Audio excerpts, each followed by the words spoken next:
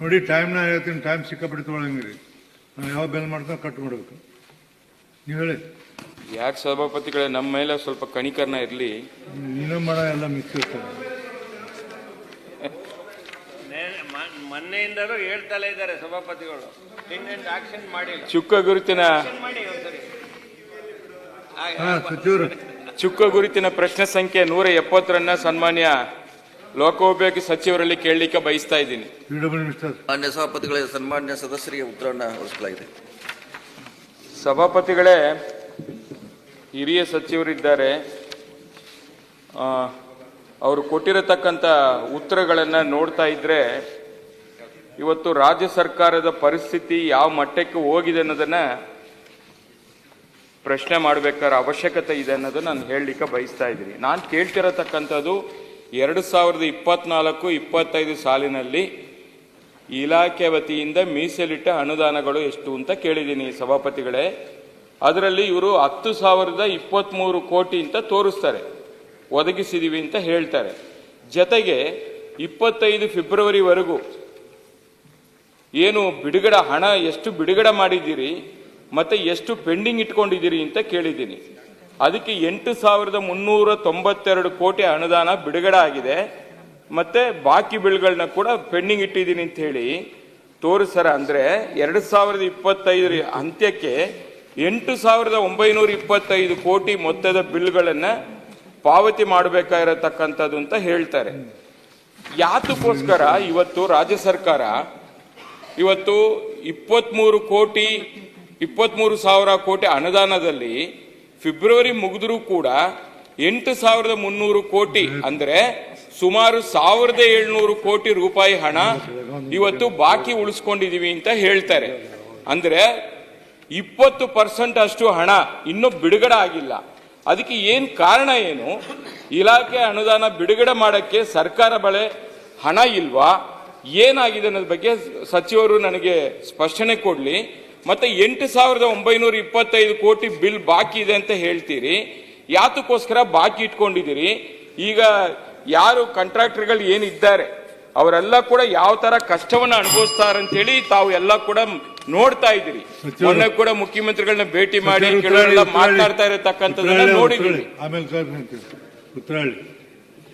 ಸಭಾಪತಿಗಳೇ, 24-20 ಒಟ್ಟು 10,023 ಕೋಟಿ ಅನುದಾನ ನಮ್ಮ ಇಲಾಖೆಗೆ ಸರ್ಕಾರ ನಿಗದಿ ಮಾಡಿದೆ. ಅದರಲ್ಲಿ ಇಲ್ಲಿವರೆಗೆ 8,392 ಕೋಟಿಯನ್ನ ಅನುದಾನ ಬಿಡುಗಡೆ ಮಾಡಿದೆ, ಅವರಿಗೆ ದುಡ್ಡು ಕೊಟ್ಟಿದ್ದೀವಿ. ಇನ್ನು ಕೊಡಬೇಕಾದ್ದು 1,400 ಕೋಟಿ ಇದೆ. ಅದು ಈ 1,400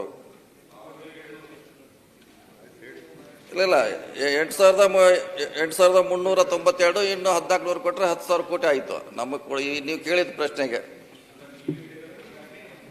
ಹೇಳಿ, ಅದನ್ನು ಮಾರ್ಚ್ 30 ಅದು ಮುಗಿದು. ನೀವು ಮುಂದೆ ಬರೋದು ಕೇಳಿದ್ದು ಇಲ್ಲಿವರೆಗೆ, ಅರೆ ಇದು 22 ಬತ್ತು, 23 ಬತ್ತು, 24 ಸೇರಿ ಇಲ್ಲಿವರೆಗೆ ನಾವು ಕೊಡಬೇಕಾದ್ದು ಸುಮಾರು 9,000 ಕೋಟಿ, ಅಂದರೆ 8,900 ಚಿಲ್ಲರೆ ಇಲ್ಲಿವರೆಗೆ ನಮ್ಮಲ್ಲಿ ಬ್ಯಾಲೆನ್ಸ್ ತೋರಿಸ್ತಾ ಇದೆ. ಇದನ್ನು ಮುಂದಿನ ದಿನಗಳಲ್ಲಿ ಫೈನಾನ್ಸ್ ನಮಗೆ ಕೊಟ್ಟಾಗ ಹಂತ ಹಂತವಾಗಿ ಕೊಡುವಂಥ ಪ್ರಯತ್ನ ನಾವು ಮಾಡ್ತೀವಿ.